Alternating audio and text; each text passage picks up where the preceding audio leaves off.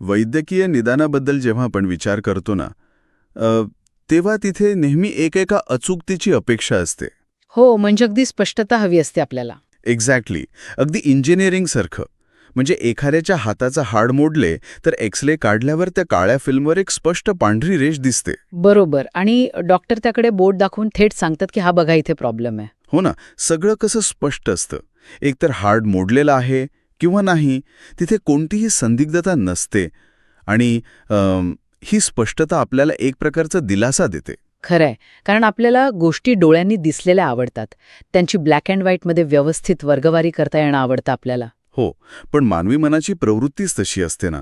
आपल्याला प्रत्येक गोष्टीचा एक निश्चित साचा हवा असतो. पण जेव्हा आपण मानवी अंतर्मनाच्या आणि आध्यात्मिक प्रवासाच्या जगात पाऊल ठेवतो ना, तेव्हा मात्र ही एक्सरे मशीन अचानक काम करणं थांबवते. अगदी बरोबर बोललात. तिथे अशी कोणतीही स्पष्ट पांढरी रेष दिसत नाही. नाही, दिसत नाही. आपण एका अशा जगात प्रवेश करतो जे अत्यंत गूढ, अमूर्त आणि एका अर्थाने ग्रे एरिया किंवा धूसर आहे. हो, कारण मानवाच्या अंतर्मनात नेहमीच डोकावणारा आणि प्रत्येक आध्यात्मिक प्रवासाची सुरुवात करणारा जो सर्वात मूलभूत प्रश्न आहे, मी कोण आहे, तोच मुळी कोणत्याही साच्यात न बसणार आहे. आणि नेमक्या याच धूसर आणि अमूर्त जगाचा सखोल शोध आपण आज घेणार आहोत. यासाठी आपण विद्यावाचस्पती विद्यानंद यांच्या आध्यात्मिकदृष्ट्या द्वैत आणि अद्वैत म्हणजे काय या सखोल लेखनाचा आधार घेत आहोत. हो, आणि हे केवळ जुन्या तात्विक ग्रंथांचे वाचन नाहीये. बिलकुल नाही. तर द्वैत आणि अद्वैत या ज्या दोन जड वाटणाऱ्या संकल्पना आहेत ना, त्या आजच्या आधुनिक काळात आपल्या रोजच्या धकाधकीच्या जीवनात आपली जीवनदृष्टी कशी घडू शकते हे आपल्याला शोधायचं आहे. अगदी खरंय. विद्यावाचस्पती विद्यानंद यांच्या लेखनातून एक गोष्ट अतिशय प्रकर्षाने जाणवते, ती म्हणजे या दोन्ही विचारधारांचा अभ्यास करणे म्हणजे मानवी मनाच्या आणि आपल्या अस्तित्वाच्या दोन पूर्णपणे भिन्न बाजू समजून घेण्यासारखे आहे. अच्छा, म्हणजे हे फक्त काहीतरी फिलॉसॉफी म्हणून नाहीये. नाही. या केवळ बुद्धीच्या कसरती नाहीत, तर मानवी जीवनातील क्लेश कमी करणे आणि जीवनाला एक अर्थ प्राप्त करून देण्याचे ते दोन अतिशय प्रभावी मार्ग आहेत. मी तर म्हणेन की हे अत्यंत प्रॅक्टिकल मार्ग आहेत. बर, आता अद्वैत थोडं अमूर्त वाटू शकतं, पण तिथे जाण्यापूर्वी आपण जगाचा जो नैसर्गिक अनुभव दररोज घेतो त्या द्वैत संकल्पनेपासून सुरुवात करूया. हो, ती सुरुवात जास्त सोपी पडेल. म्हणजे रोज सकाळी उठल्यावर आपण जे जग पाहतो तिथे मी वेगळा आहे आणि माझ्या आजूबाजूचे बाकीचे जग वेगळे आहे, हीच आपली पहिली जाणीव असते. माझा देह, माझे विचार हे या विशाल विश्वापेक्षा वेगळे आहेत, हाच द्वैताचा पाया आहे ना? हो, तोच द्वैताचा अगदी मूळ पाया आहे. द्वैत दृष्टिकोनानुसार या सृष्टीत भेद किंवा वेगळेपणा खऱ्या अर्थाने अस्तित्वात आहे. म्हणजे आपण सगळे एक नाही आहोत असं? एक्झॅक्टली. विद्यानंदांच्या लेखनानुसार जीव, जग आणि ईश्वर हे तीनही परस्परांपासून पूर्णपणे वेगळे आहेत. इथे एक अदृश्य पण अतिशय स्पष्ट रेषा आखलेली आहे. ओके. आपण आणि ती सर्वोच्च शक्ती एक नाही होत, तर आपण त्या शक्तीचे एक छोटेसे अंश आहोत किंवा तिची निर्मिती आहोत. याच रेषेमुळे भक्त आणि त्याचे आराध्य दैवत यांच्यातील अंतर मान्य केले जाते. अच्छा, म्हणजे तो जो गॅप आहे हो, तो तिथे स्वीकारला जातो. हो ना. आणि यातूनच भक्ती, सेवा, शरणागती आणि नैतिक आचरण यांसारख्या मूल्यांचा जन्म होतो. म्हणजे तुम्ही विचार करा, जर भेद नसेल तर कुणी कुणाची भक्ती करायची? खरंय, भक्तीसाठी समोर कोणीतरी वेगळा असावा लागतो. अगदी बरोबर. जोपर्यंत दोन गोष्टी वेगळ्या नाहीत तोपर्यंत त्यांच्यात भक्ती किंवा प्रेमाचे नाते निर्माण होऊ शकत नाही. म्हणजे हे एखाद्या सुंदर कलाकृती आणि रसिक प्रेक्षकासारखे आहे. प्रेक्षक एखाद्या भव्य चित्रासमोर उभा राहतो, तो त्या चित्राच्या प्रेमात पडतो, त्या कलाकृतीचा आदर करतो, तिच्यात गुंतून जातो. हो, अगदी तसंच. पण तो स्वतः ते चित्र नसतो, तो त्या चित्रापासून वेगळा असतो. म्हणूनच तो त्या सौंदर्याचा आस्वाद घेऊ शकतो. जर तो स्वतःच ते चित्र असता तर त्याला ते पाहताही आले नसते ना. वा, हे खूपच सुंदर साधर्म्य दिलेत तुम्ही. आणि त्या कलाकृतीपासून वेगळे असण्यातूनच एक विशिष्ट प्रकारची मानसिकता तयार होते. कोणती मानसिकता? म्हणजे द्वैत मार्गावर चालणारा साधक स्वतःला ईश्वराचा एक अंश मानतो आणि यातून एक अत्यंत महत्वाचा मानसशास्त्रीय बदल घडतो. मानवी अहंकाराला साहजिकच मर्यादा पडतात. हे आजच्या काळात खूप महत्वाचं आहे. हो ना. आजच्या काळात आपण पाहतो की माणसाचा अहंकार किती सहज दुखावला जातो किंवा फुगतो. पण द्वैतामध्ये जेव्हा आपल्याला जाणीव असते की आपल्यापेक्षा खूप मोठी अशी एक सर्वोच्च शक्ती अस्तित्वात आहे आणि आपण केवळ एक मोठ्या रचनेचा एक छोटासा भाग आहोत, तेव्हा आपोआपच विनयशीलता आणि कृतज्ञता विकसित होते. म्हणजे आपण थोडे डाऊन टू अर्थ राहतो. एक्झॅक्टली. द्वैत माणसाला भावनिक स्थैर्य देते आणि समाजात जबाबदारीने वागण्याची जाणीव निर्माण करते. कारण तुम्ही जे काही करत आहात ते ईश्वराची सेवा म्हणून करत आहात, अशी ती भावना असते. पण इथे मला एक शंका येते. म्हणजे मी ऐतिहासिकदृष्ट्या आपण पाहिलं तर जर आपण अंतिम सत्यापासून किंवा त्या सर्वोच्च शक्तीपासून स्वतःला सतत वेगळे आणि लहान मानले, तर यामुळे माणूस स्वतःला क्षुद्र किंवा दुबळा समजू लागतो का? हा एक अतिशय स्वाभाविक प्रश्न आहे. कारण मी तर केवळ एक पामर आहे, माझ्या हातात काय आहे, ही भावना माणसाला निष्क्रिय बनवू शकते ना. हा वेगळापणा माणसाचा आत्मविश्वास कमी करून त्याला परिस्थितीसमोर सहज हार मानायला लावत नाही का? असा विचार करणं साहजिक आहे. किंबहुना इतिहासात बऱ्याचदा या क्षुद्रपणाच्या भावनेचा गैरवापर करून लोकांना निष्क्रिय बनवल्याचे दाखलेही मिळतात.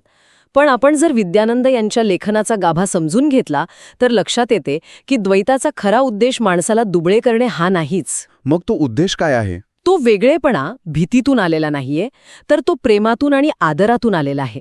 तो क्षुद्रपणाचा भाव नसून तो एक शरणागतीचा भाव आहे आणि यातील मानसशास्त्र अतिशय वेगळे आहे. म्हणजे कसं? मला थोडं स्पष्ट करून सांगाल?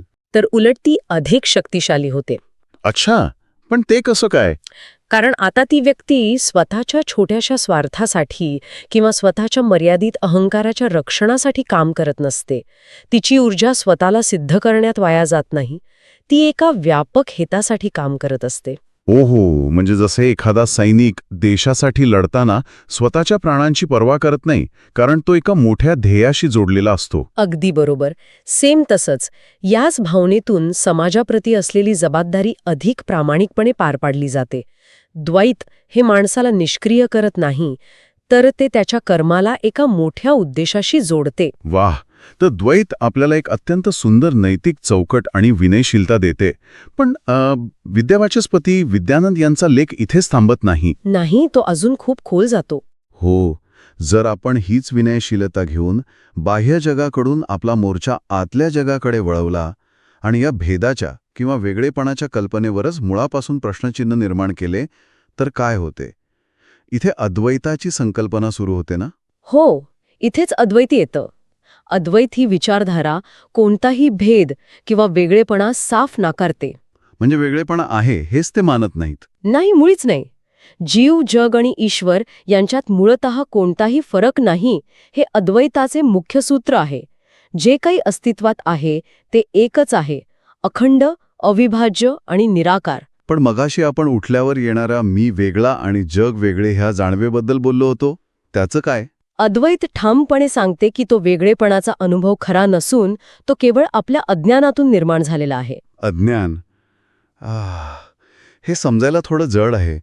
पण आपण मगाशी जसं कलाकृतीचं उदाहरण पाहिलं तसं इथे एका व्हर्च्युअल रियालिटी म्हणजे VR गेमचं साधर्म्य वापरता येईल असं मला वाटतं. अच्छा, कसं काय? समजा तुम्ही डोळ्यांवर तो VR सेट लावला आहे आणि गेममध्ये स्वतःला एक वेगळं पात्र समजत आहात. तुमच्या आजूबाजूला शत्रू आहेत, मित्र आहेत, एक पूर्ण जग आहे. हो, आपण त्या जगात पूर्ण हरवून जातो. एक्झॅक्टली. तुम्हाला वाटते की तुम्ही त्या गेममधला एक वेगळा घटक आहात आणि मग अचानक तुम्हाला जाणवतं की तुम्ही ते पात्र नसून तो संपूर्ण गेम ज्या स्क्रीनवर चालला आहे किंवा तो गेम चालवणारी जी वीज आणि ऊर्जा आहे ती ऊर्जा तुम्ही स्वतः आहात. वा, हे खूप भारी उदाहरण आहे. हो ना. तो वेगळेपणा फक्त त्या गेमपुरता मर्यादित होता, वास्तवात तसे काहीच नव्हते. म्हणजे अगदी रोजच्या जीवनातलं उदाहरण द्यायचं तर ऑफिसमध्ये रात्री 11 वाजता आलेला बॉसचा रागीट ईमेल हा देखील त्या VR गेममधलाच एक कोड आहे. अगदी खरंय. आणि ज्या क्षणी तुम्ही तो VR चष्मा काढता ना, त्या क्षणी होणारी ती जाणीव म्हणजेच अद्वैत. म्हणजे तो चष्मा काढल्यावर जे सत्य दिसतं ते. हो, तो VR चष्मा म्हणजे आपली अज्ञान किंवा माया. जोपर्यंत तो चष्मा डोळ्यांवर आहे तोपर्यंत द्वैत आणि वेगळेपणा 100% खरा वाटतो. पण एकदा का ज्ञानाचा प्रकाश पडला की तो चष्मा गळून पडतो आणि मग आपण मुक्त होतो. एक्झॅक्टली. म्हणूनच अद्वैतामध्ये बाह्य उपासनेला किंवा कर्मकांडांना महत्त्व नसते. तिथे अंतर्मुक्तेला सर्वोच्च प्राधान्य असते.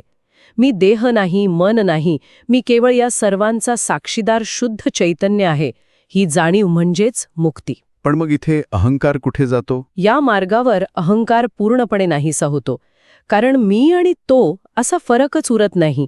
जिथे दुसरा कोणीच नाही, तिथे तुलना कोणाशी करणार आणि अहंकार कोणावर गाजवणार? पण इथे मला एक अतिशय व्यावहारिक अडचणी येते. म्हणजे माझा एक प्रश्न आहे. हो, सांगा ना. जर मी आणि तो असा भेदच उरला नाही आणि अहंकार पूर्णपणे विरघळून गेला, तर माणसाला रोजच्या जीवनात काम करण्याची, प्रगती करण्याची प्रेरणा कुठून मिळेल? हा खूप लोकांचा प्रश्न असतो. म्हणजे जर सगळेच एक आहे, जर जिंकणे आणि हारणे या दोन्ही गोष्टी एकच आहेत, तर सकाळी उठून कामावर जाण्याची, काहीतरी नवीन निर्माण करण्याची किंवा एखाद्या अन्यायाविरुद्ध लढण्याची धडपड माणूस का करेल? VR गेम खोटा आहे हे कळल्यावर कोणी तो गेम का खेळेल? यासाठी आपल्याला अद्वैताची अवस्था समजून घ्यावी लागेल. कसं आहे ना, अहंकार गेल्यावर कर्म थांबत नाही, तर कर्म मागता स्वार्थ थांबतो. स्वार्थ थांबतो? म्हणजे जेव्हा सर्वत्र मीच आहे ही अद्वैताची भावना निर्माण होते ना, तेव्हा इतरांचं दुःख हे स्वतःचंच दुःख वाटू लागते. त्यामुळे त्या व्यक्तीकडून होणारं कार्य हे अधिक निस्वार्थी आणि व्यापक पातळीवरचं असतं. अच्छा, म्हणजे तो स्वतःसाठी काही करतच नाही. बरोबर. तिथे काम करण्याची प्रेरणा ही काहीतरी मिळवण्याची लालसा किंवा काहीतरी गमावण्याची भीती नसते. ती अस्तित्वाची एक सहज आणि आनंदमयी अभिव्यक्ती असते. म्हणजे हे एखाद्या नैसर्गिक प्रक्रियेसारखं आहे. एक्झॅक्टली. जसे सूर्यप्रकाश देतो, त्यात त्याचा कोणताही स्वार्थ नसतो. प्रकाश देणे हा त्याचा स्वभाव असतो. तसेच अद्वैताचा बोध झालेली व्यक्ती अत्यंत सहजतेने आपलं कार्य करत राहते. ती अन्यायाविरुद्ध लढते, पण द्वेषातून नाही, तर ती एक नैसर्गिक प्रतिक्रिया असते म्हणून. म्हणजे जर एक विचार प्रवाह म्हणतोय की वेगळेपणा खरा आहे आणि तो विनयशीलता शिकवतो, आणि दुसरा विचार प्रवाह म्हणतोय की वेगळेपणा हा एक VR गेम आहे, तर हे दोन मार्ग एकमेकांशी लढत आहेत का? एक बरोबर आणि दुसरा चूक, असा हा संघर्ष आहे का? विद्यानंद यांच्या लेखनातील सर्वात महत्त्वपूर्ण भाग इथेच येतो. हे दोन्ही मार्ग परस्पर विरोधी नाहीत, तर ते एकमेकांना पूरक आहेत. पूरक? पण ते तर एकमेकांच्या अगदी विरुद्ध वाटतात. वरवर पाहता हो, पण हे आत्मशोधाच्या प्रवासातील दोन महत्त्वाचे टप्पे आहेत. द्वैतामुळे मन शुद्ध होते, ईश्वराप्रती असलेली भक्ती दृढ होते आणि जीवनात एक प्रकारची शिस्त येते. आणि ही शिस्त आणि शुद्धी अत्यंत आवश्यक आहे. ती का आवश्यक आहे? कारण मन जोपर्यंत शुद्ध आणि शांत होत नाही, तोपर्यंत अद्वैताची ती अत्यंत सूक्ष्म अनुभूती पेळण्याची क्षमताच माणसात निर्माण होत नाही. अच्छा, म्हणजे बेस पक्का असावा लागतो. अगदी बरोबर. जर अशुद्ध मनाने अद्वैत स्वीकारण्याचा प्रयत्न केला, तर त्याचा अर्थ काहीच अस्तित्वात नाही, मग काहीही केले तरी चालते असा बेजबाबदारपणाचाही निघू शकतो. म्हणजे हे असं आहे का, जसं एखादी मोठी इमारत बांधताना आपण बांबूचा सांगाडा उभा करतो, ज्याला आपण स्कॅफोल्डिंग म्हणतो. हो, बरोबर. इमारत बांधून पूर्ण होईपर्यंत त्या सांगाड्याची नितांत गरज असते. तो सांगाडा इमारतीला आधार देतो, कामगारांना उभे राहायला जागा देतो, पण एकदा का ती इमारत पूर्ण झाली की त्या सांगाड्याची गरज उरत नाही.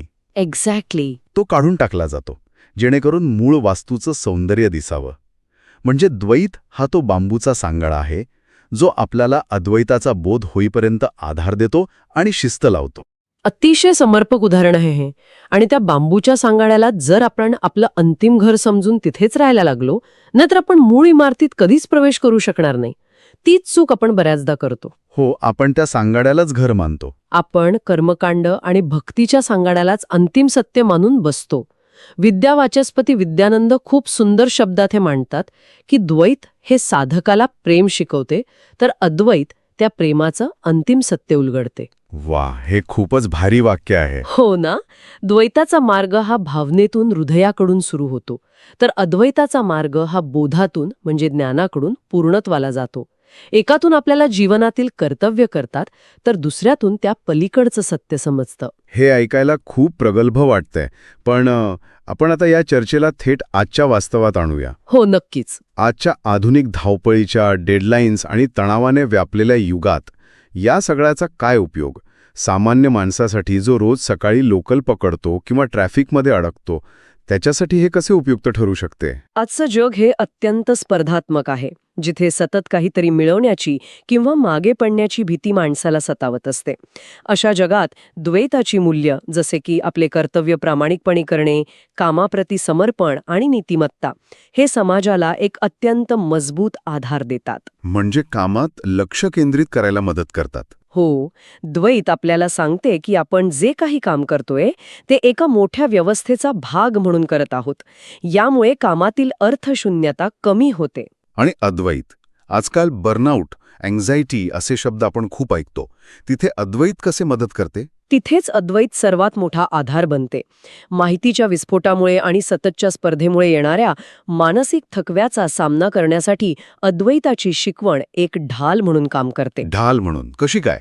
जेव्हा तुम्हाला कळतं की हे सर्व तात्पुरते आहे आणि मी केवळ या घडामोडींचा साक्षीदार आहे, तेव्हा एक प्रकारची भीतीमुक्तता प्राप्त होते. जगाकडे बघण्याची एक अतिशय व्यापक दृष्टी मिळते. म्हणजे छोट्या छोट्या गोष्टींचा त्रास होत नाही. एक्झॅक्टली. ऑफिसमधील राजकारण किंवा छोट्या अपयशांनी माणूस आतून तुटत नाही. हे दोन स्वतंत्र मार्ग नसून एक मार्ग जीवनाला अर्थ देतो, तर दुसरा त्या अर्थाच्या पलीकडचे सत्य दाखवून आपल्याला चिंतामुक्त करतो. पण तरीही बाहेरून द्वैतातील कर्तव्य अत्यंत कठोरपणे पार पाडणे आणि त्याच वेळी आतून अद्वैतातील शांतता आणि अलिप्तता टिकवून ठेवणे, हे सर्वसामान्यांना कसे जमेल? हे तर एखाद्या महाभयंकर चक्रीवादळाच्या मध्यभागी शांत उभं राहण्यासारखं आहे. चक्रीवादळाचे हे उदाहरण अतिशय चपखल आहे.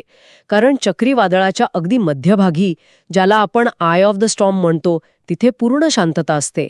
हवा अजिबात वाहत नसते.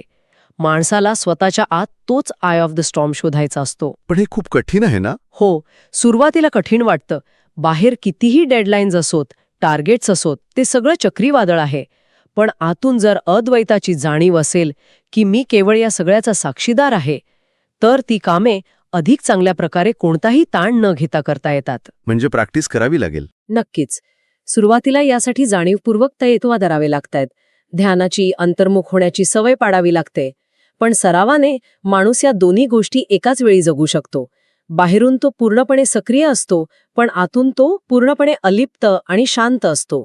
विद्यावाचस्पती विद्यानंद यांच्या या लेखनातून खरोखरच मानवी अस्तित्वाचं एक अत्यंत विशाल चित्र आपल्यासमोर उभं राहते.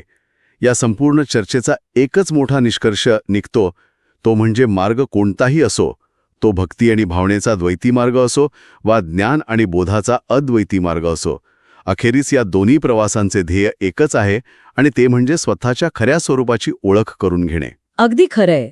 आणि स्वतःची ओळख झाल्यावर हे जाणवतं की ज्या गोष्टीसाठी आपण बाहेर शोध घेत होतो, ते शांततेचे आणि समाधानाचे केंद्र आपल्या आतच अस्तित्वात होते. एक्झॅक्टली. या संपूर्ण प्रवासाचा विचार करताना शेवटी माझ्या मनात एक अतिशय वेगळा विचार येत आहे. आपण सुरुवातीला एक्सरेचे उदाहरण पाहिले होते, जिथे आपल्याला सर्व काही अगदी स्पष्ट हवे असते. हो, बरोबर. पण जर आपले अंतिम ध्येय स्वतःला ओळखणे हेच आहे आणि द्वैत व अद्वैत हे दोन्ही मार्ग तिथेच पोहोचतात, तर कदाचित आपण निवडलेला मार्ग कोणता आहे हे तितकं महत्वाचं नाहीये. मग काय महत्वाचं आहे? त्यापेक्षा तो शोध घेण्याची आपली जी धडपड आहे ती अधिक महत्वाची आहे. विचार करा, आपण सर्वजण नेहमी एका स्पष्टतेचा, एका अचूक उत्तराच्या शोधात असतो. पण आपल्या खऱ्या स्वरूपापर्यंत पोहोचण्यासाठी सुरुवातीला स्वतःला पूर्णपणे हरवल्यासारखे वाटणे, हे जग आणि स्वतःचे अस्तित्व याबद्दल पूर्णपणे गोंधळून जाणे, हीच कदाचित त्या आध्यात्मिक प्रवासाची पहिली अट असावी का? हां, खूपच डीप विचार आहे. हो ना? तो धुसरपणा, ती अनिश्चितता हा प्रवासातला अडथळा नसून तीच मुळी प्रवासाची खरी सुरुवात असेल का? याच विचार करायला लावणाऱ्या प्रश्नासोबत आपण आजची ही सखोल चर्चा इथेच थांबूया.